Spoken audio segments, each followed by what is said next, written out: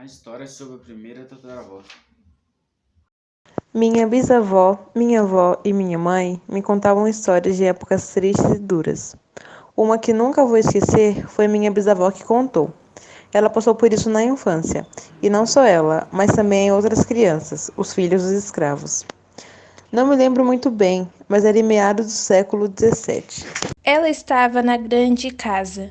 Trabalhava lá diariamente com sua mãe na cozinha, sempre servindo os senhores e sendo menosprezadas pelas senhoras. Hora ou outra, ela via as crianças brancas brincando, e ela desejava, nessas horas, ser uma dessas crianças brancas. Numa dessas pausas, ela e sua mãe saíram e foram de encontro a outros escravos. Eles estavam dançando. Ela gostava de dançar. Sua mãe dizia que faziam isso para não se esquecerem de quem são e de onde vieram. O patrão os viu, e ele não era tão bonzinho e sempre atrapalhava essa tradição. Normalmente eram castigos brandos, mas naquele dia não foram. Numa hora, ela estava dançando com as outras crianças escravas. Logo depois, só conseguia ouvir gritos e alguns escravos no chão. Os tambores pararam e os cantos também. Ela viu o patrão e alguns de seus empregados brancos com armas atirando e rindo sem parar. Num primeiro momento, ela paralisou de medo. Depois que voltou para a grande casa com sua mãe e viu pela janela os escravos atingidos pelo patrão, sendo jogados de qualquer maneira em uma única cova, ela sentiu raiva. Amaldiçoou o dia que o patrão nasceu.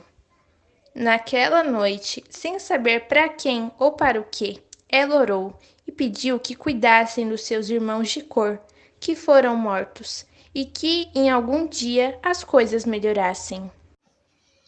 A história sobre a segunda tataravó. Uma história da minha avó.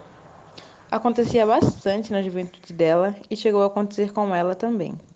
Era perto do início do século XVIII. O machismo de hoje em dia é bem leve comparado a esse tempo. As coisas eram feias, ainda bem que as mulheres se levantaram. Minha avó sempre teve uma personalidade muito forte e jamais levou desaforo para casa. Ela tinha acabado de se casar. Querendo ou não, ela amava o meu avô, mas isso custou muito para ela. Tinha apenas 3 meses de casada, uma amiga dela apareceu com um machucado no braço. E é óbvio que minha avó não acreditou quando a amiga disse que tinha apenas tropeçado e caído. Em prantos, a amiga contou para minha avó que vinha apanhando do marido e não sabia o porquê. Ele chegava em casa tarde, algumas vezes bêbado, mas tinha vezes que ele chegava sóbrio. Mesmo assim, ela apanhava e ouvia frases ofensivas diariamente, como: é isso que tem pra janta? Idiota, faz esse moleque parar de chorar. Será possível que você não sabe limpar uma casa? Minha avó consolou e ficou brava por só poder fazer isso por ela. Com 6 meses de casada, minha avó estava indo visitar essa mesma amiga, e ela não sabia, mas já estava grávida da minha mãe. Ela não estava vulgar, estava com aquela saia na altura do joelho da época. Quando já estava com as chaves na mão, pronta para sair, meu avô entrou na frente dela e perguntou em tom rude onde ela ia vestida daquele jeito. Ela, sem entender nada, respondeu na inocência que iria visitar a melhor amiga e tentou passar pelo meu avô. Ele a segurou forte pelo braço e disse que ela não ia sair parecendo uma prostituta sem marido. Ela ficou muito brava, se soltou e deu um tapa no meu avô, e o xingou de idiota.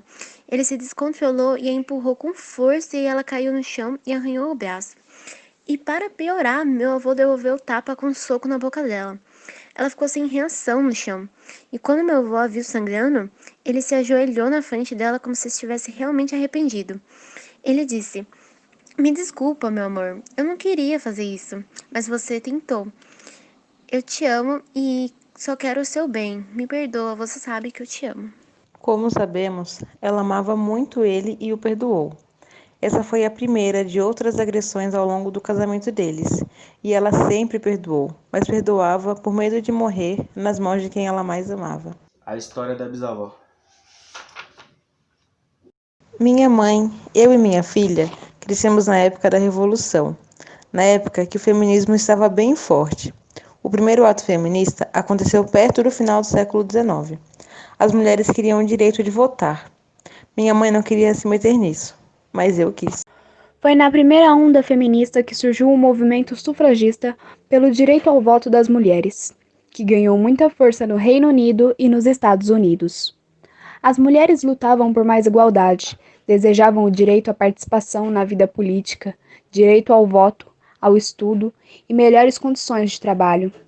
Foi nesse período que as mulheres começaram a questionar o papel que era imposto a elas pela sociedade, principalmente em relação à responsabilidade pela casa e pela família como sua única função.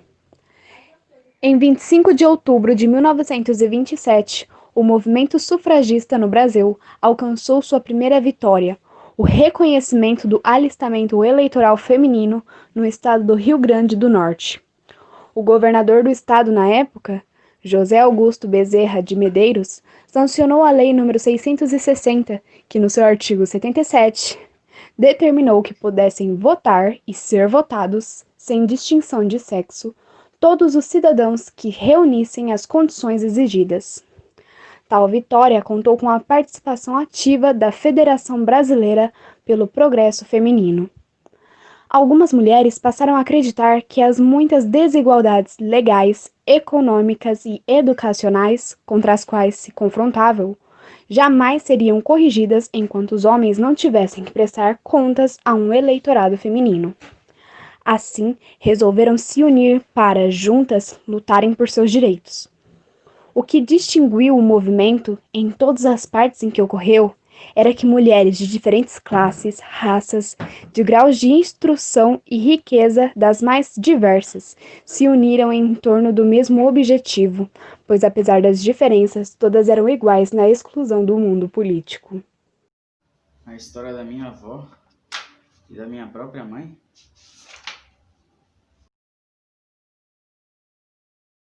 Na minha época, ninguém imaginava que o futuro seria assim, que as coisas fossem mais permitidas e que as pessoas fossem mais livres. Se fossem permitidas no passado, coisas que são hoje, eu não teria me casado com o embuste do meu marido. Se antigamente as pessoas descobrissem que alguém era gay, eles a tratavam como qualquer coisa, menos como um ser humano. Isso me entristecia, mas fico feliz que eles tenham conseguido seu lugar no mundo, assim como outros grupos sociais. Quando a primeira parada do orgulho LGBT de São Paulo reuniu 2.000 pessoas na Avenida Paulista, lá em 1997, os homossexuais brasileiros ainda não podiam se casar, adotar filhos ou até mesmo trocar o nome da identidade. Em 20 anos, o evento se tornou o maior do mundo. E eu estava com minha filha nessa primeira parada. Eu fiquei extremamente feliz pelas conquistas LGBTs, assim como as dos negros. Eu tinha uma amiga negra, uma muito íntima. Eu já vi ela chorando algumas vezes depois de sofrer racismo. Aqueles idiotas não sabem admirar a beleza da pele escura.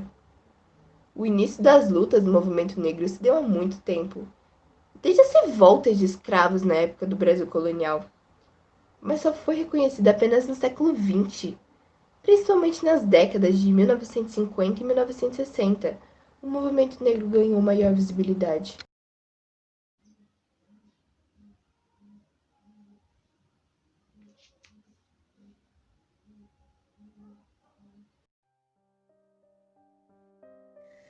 Fui abusada diversas vezes quando criança. E por pior que seja dizer isso, comecei a achar que se tratava de algo natural. Cheguei a pensar que era uma maneira de me tornar mulher. O abuso que mais me marcou aconteceu aos 9 anos. Meu vizinho me violentou. Ele tinha 2 filhos, com quem eu e minha irmã adorávamos brincar. Mas toda vez que íamos à casa dele, ele deixava os 3 assistindo filme e dizia que comigo ia ser mais especial. Me levava para um outro quarto, me mostrava revistas masculinas e me forçava a masturbar. Minha vontade era de fugir, mas o medo de alguém descobrir algo me impedia. Só me dei conta de tudo o que passei aos 20 anos.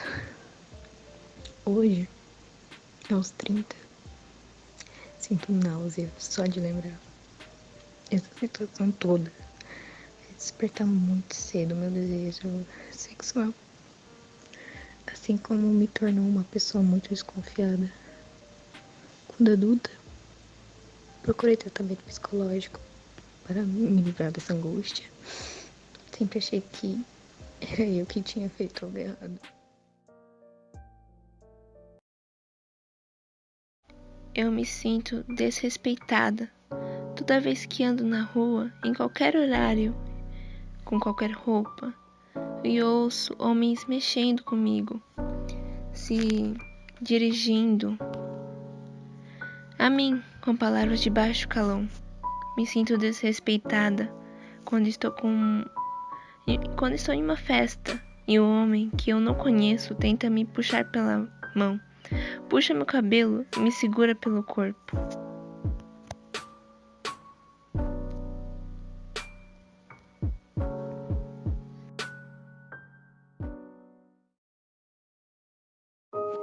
No início do relacionamento, ele era um príncipe, mas com o tempo, começaram a aparecer as primeiras cenas de ciúmes e agressões. Eu sofria calada essa violência física e psicológica. Fui afastada dos amigos e da família. Por isso, ninguém sabia o que eu estava passando. Minha relação com ele virou um círculo vicioso. Se ele estivesse mal, me agredia. Se acordava bem, me pedia desculpas e dizia me amar. E assim, fui levando essa situação por anos. Eu comecei a apanhar sem motivos, por eu gostar de um gênero musical diferente do dele, por usar um batom da cor que ele não gostava e até por cumprimentar as pessoas na rua. Quando fui contratada pelo banco e comecei a ganhar mais que ele, isso virou mais um motivo para ele me bater.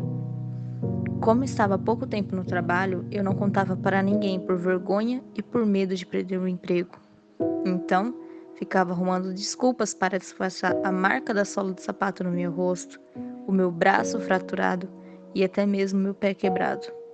Hoje eu engordei, não tenho mais vaidade por conta das coisas que ele me falava, mas eu preciso ser forte e aos poucos tentar esquecer as marcas internas e profundas deixadas por ele na minha vida.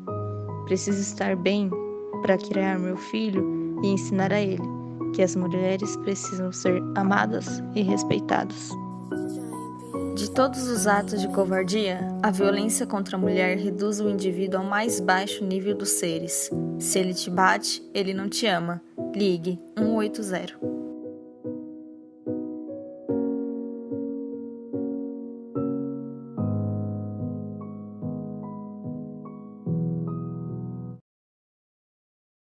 Desde o descobrimento do Brasil, a educação só era permitida aos homens. Mulheres brancas, negras, indígenas, ricas ou pobres, de qualquer idade, eram proibidas de estudar.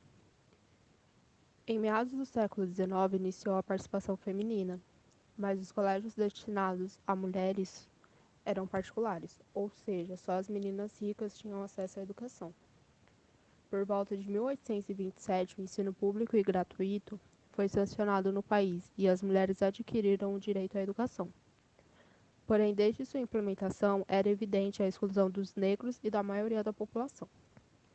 As mulheres até podiam frequentar as aulas, mas sua educação era opressora e segregada, devido às bases curriculares serem diferentes para homens e mulheres.